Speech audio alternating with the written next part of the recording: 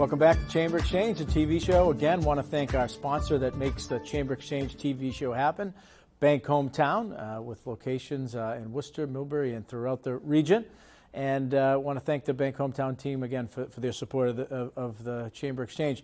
Thrilled to have with us in our final segment, Mike Savage from the Savage Secrets. Mike, welcome. Thank you, Tim. Excited to be here. Yeah, well, we're thrilled as we were talking before the camera officially turned on.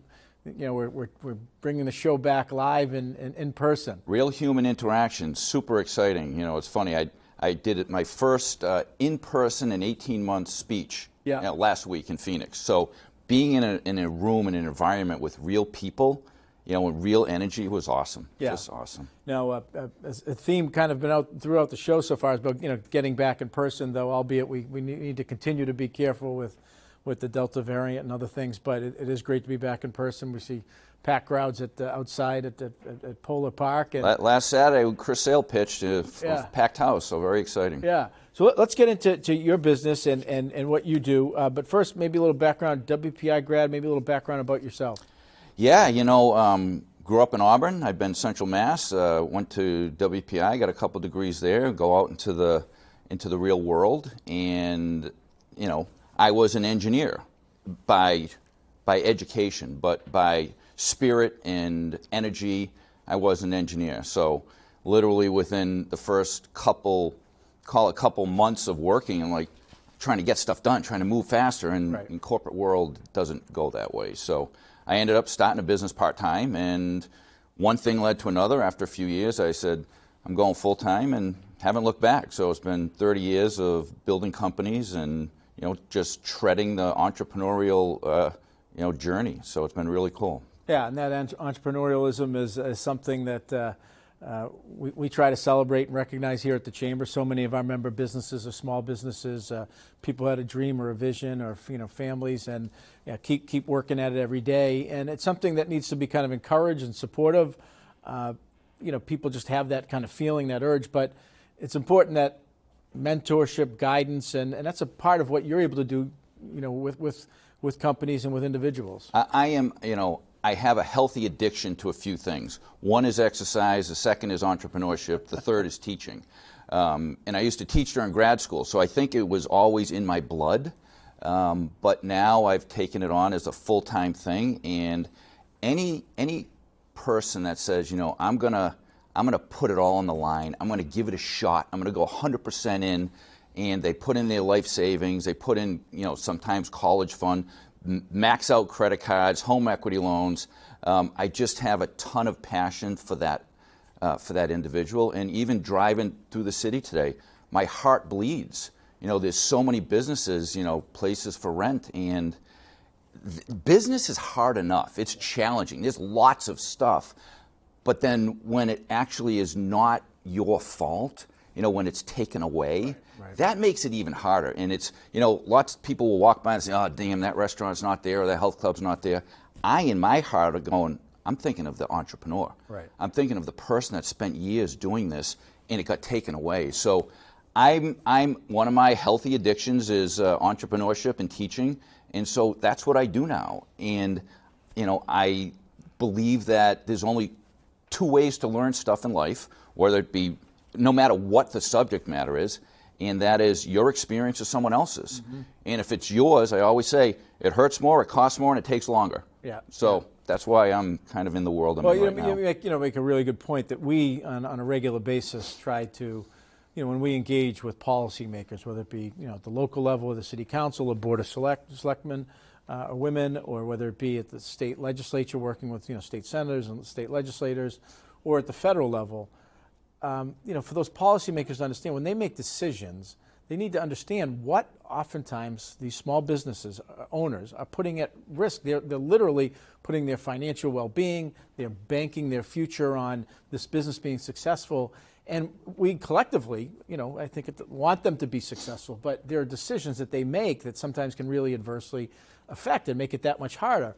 And so I'm glad you were able to, you know, share with our viewers about what the lengths that people go to start a business. Like you said, you know, borrowing, family and friends, taking all their savings, saying, I have this passion or vision, I want to take it. It's hard.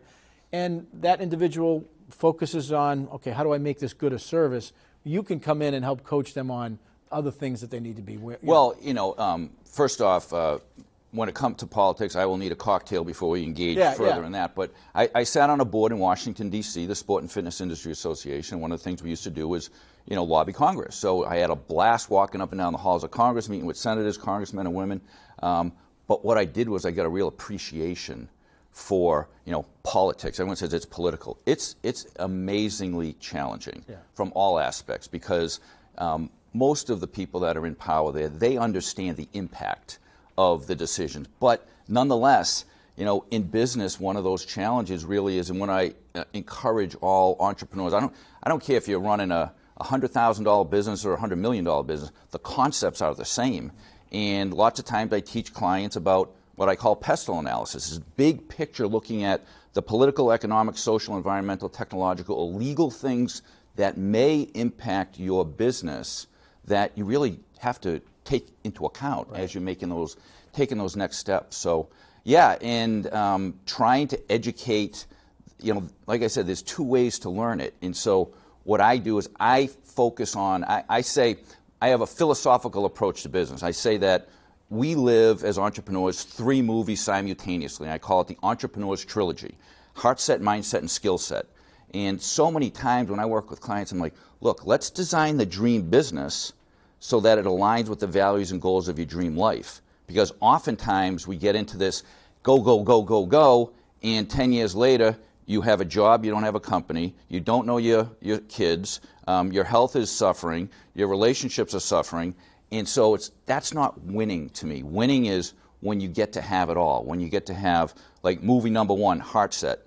You have your health, the one thing we all take for granted until it's gone, your family, your relationships, and your happiness. And if you have those 3, you've won. Let's face fact, like you're healthy, you got great relationships, and you're happy, okay, game over. But then there's that next level. And so the second movie, Skill Set, comes in, which is, what are you putting into your brain? Because this thing on our shoulders is the most powerful weapon on earth. What do you put in? What motivates you? What drives you? Your goals, your vision, your dream, your strategic plans, and then taking action. And then ultimately you get into that third movie, which is Skill Set, which is, okay, how do I run a business? We all have a product or service. We all have, even nonprofits, product or service. Then you have your target market or ideal client, and then a strategic marketing plan. And so it's kind of, I try to simplify it. It becomes super complex psychologically because the people that are out there that got through COVID, no matter how you slice it, it was difficult. I'm not even saying COVID's over like we discussed, but it's difficult. It's more emotional and psychological, the challenge of running and building a company. No one sees oftentimes the loneliness. And what I say is, like, my tagline is, when your bathroom mirror becomes your board of advisors, it might be fun to invite Mike to the next meeting. So, but it's lonely. It's challenging. Well, we just have a minute left, but you kind of laid out, I think in a way we can understand kind of those concepts and kind of the approach. But then when you work with an individual business, you'll get granular in terms of the skill set and the thing that specific business does. So if there's a business owner out there or someone who's got a dream to be an entrepreneur, to pursue that passion, align their personal with their work life, how do they get in touch with you? How do they engage? My website's thesavagesecrets.com. My ideal client is anyone's probably the sub $5 million business.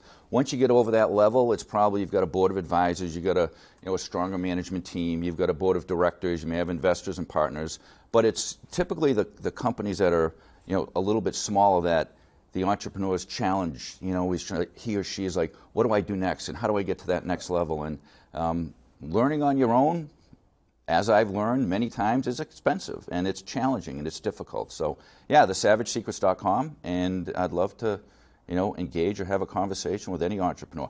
I'm addicted to entrepreneurship. I love it. I love the spirit, the heart, the soul of anyone that says, I'm going to go give it my best. I'm going to give it my best shot. Well, we love that, consistent with our mission here of Amen. Recruit, retain, and incubate businesses as well. Well, thrilled to wrap up this edition of Chamber Exchange with Mike Savage from The Savage Secrets, and we look forward to having you back next time on Chamber Exchange, the TV show. And again, final shout out to our sponsor, Bank Hometown, that makes it happen.